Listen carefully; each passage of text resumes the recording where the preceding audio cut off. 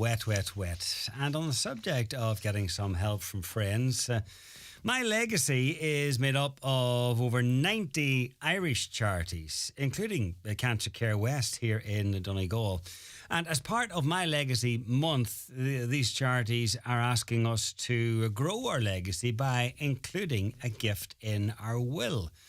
And maybe, someone in the family got palliative care, maybe someone in the family got help from some other charity in some way and would like to give back. Well, this is a great opportunity. And the chairperson at My Legacy is Niall O'Sullivan, who joins me now on Zoom. Niall, a very good afternoon to you. Afternoon, John. Good to be here. Tell me a little bit more about My Legacy. I know now that you have this month as well that you're calling on the government to include a VAT exemption on will making, which would be a great incentive. Just to tell me a bit more about My Legacy, first of all. Yeah, okay. We're an organisation, we're a charity in our own right, but a membership organisation made up of 90 charities, mostly national, some regional charities across the country. We were established about 20 years ago, I suppose by far-thinking charities back then who could see that there was a growing appetite or growing interest among the general public to support charities by way of a gift in their will. But yet we were behind the curve in comparison to some other countries. So there's a body of work to do, I suppose, to get the word out that leaving a gift in your will is something that pretty much anyone could do. But not as many people in Ireland would have been doing so as perhaps in other countries. And I suppose the work of My Legacy is we come together as a group of charities and we jointly promote the idea of giving a gift in your will, and then other charities themselves will do their own individual promotion in relation to their own work as well. Yeah, but it's a great idea to act collectively, and it's the basis of it is brilliant in that you can decide to give whatever you like, 50, 500, 5,000. I mean, that's up to the individual, but you're safe in the knowledge that it's going to really good causes. Yeah, I mean, there's 90 members of the organisation, and they're all listed on our website, mylegacy.ie. There's thousands of charities across the country which equally would be very receptive to receiving charity gifts in their will also. And, it's just about considering, I suppose, when a person goes to their solicitor to make a will, I suppose the first step, of course, is to make a will. If you don't have a will, it's a very, very good idea. Every financial advisor, every solicitor, every general advisor would say it's a good thing to have a will in place, particularly if you have family or any assets or any property. So really, when you do go to make that trip to the solicitor, then to consider thinking ahead and thinking about it in advance, because solicitors don't always ask the question. So I suppose it's really important to think ahead and think, what would I like to do? Someone was saying a good example recently is like you might have 3 children, for example. You might decide I'm going to leave all my monies to my children. That's what a lot of people would do as a default, and the charity isn't thought about. But increasingly, people are leaving maybe 1%. So maybe 33% to each of their children, and then the rest, the 1%, to charities of their choice. As you said, it could be a charity that supported them in their lifetime. It could be a charity that they just agree with their particular cause. It could be a charity for the environment. We know the world is in trouble, yet very few environmental charities get any bequests at all. So it's about thinking ahead into the future, your own legacy, but also what would you like the world in the future to be like if you were to come back, or if you're for your children, grandchildren, etc., also. And in the case of My Legacy, does the person decide on one of the more than 90 charities, or is the money spread out between the charities? Well, the person who's writing a charity into their will chooses whichever charity or charities that they want to put into the will. A person who includes a gift in their will for charities normally puts 2 to 3 charities in. Rarely you'd see just one charity going in. But having said that, I've seen up to 30 charities being included in some wills. It really depends on the individual, their cause, their interest, their passion. How much they have to leave is another factor. Obviously, sometimes single people or people without kids, without children, they tend to leave more and to more charities sometimes as well.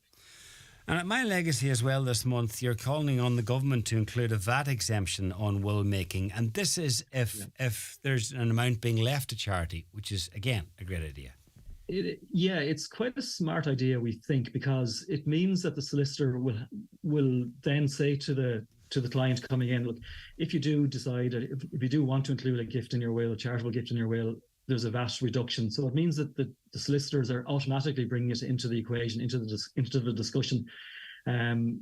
Some solicitors are very, very good, and they do this as a matter of course. They will have a checklist of items that they would go through, and they would suggest to their clients, ask the question, would they like to consider leaving a gift in their will? If they do that, it's considerable, the difference. But we think including the VAT, reducing the VAT on the cost of wills where there's a charitable bequest included, will make that a default situation for our solicitors. And we know from research in the UK that could increase the numbers to there's probably 1 in 20 people in Ireland at the moment leave a gift in their will. So that could, we think, increase that to maybe 2, even 3 out of 20 would consider doing so in the future. Yeah, absolutely. We know the average values of gifts and wills are quite considerable when you drill down into the stats as well. It's anywhere from 25 to 35,000 is the average. Now there's millions in there, and there's smaller gifts in there, and everything in between. But the average is actually quite high, about 35,000, 25,000, in around that figure. And we've worked out that if the government were to make this change, we think about 100 million will be raised in additional monies for charities in the first decade alone, and a substantially greater amount thereafter. Oh, that's big. Yeah, it is. It's massive, and it would be a good an added incentive as well for more people to make a will, because a lot of people see it as bother, especially I don't know if you're sort of south of 50, you're thinking, well, do I really need to bother? And this would be an incentive. I think it is, yeah. I mean, and it could be that we have a promotional scheme. The government might even promote such a scheme to let people know that this now exists, because a lot of people do, as you say, they do put it off.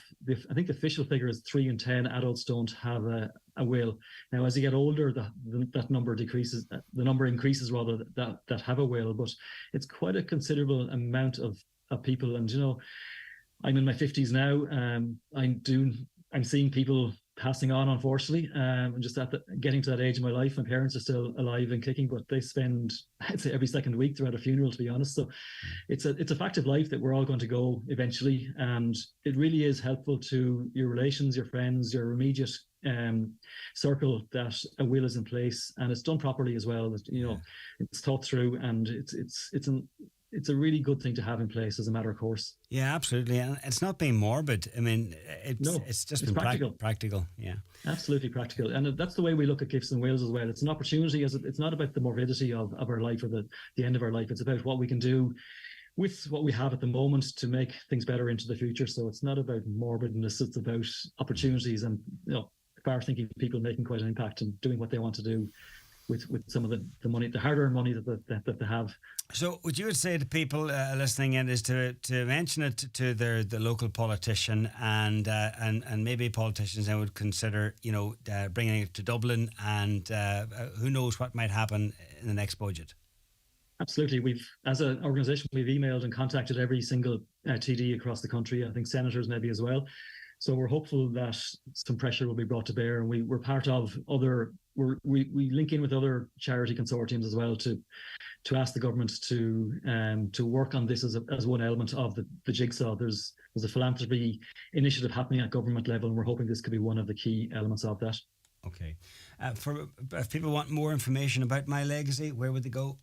The best starting point is probably mylegacy.ie. That's the website address, and that lists the 90 plus charities that are on there as well. They'll find out all the information they need to know about the organisation there and about the member charities. And most member charities then will have a legacy page in their own right as well. Yeah, okay. Absolutely. Niall, thanks a million. Best luck with the rest of the campaign. Thanks for having a wee chat with us. Thanks a million, John. Appreciate it. Get with the best. Virgin Media, Ireland's best broadband with full fibre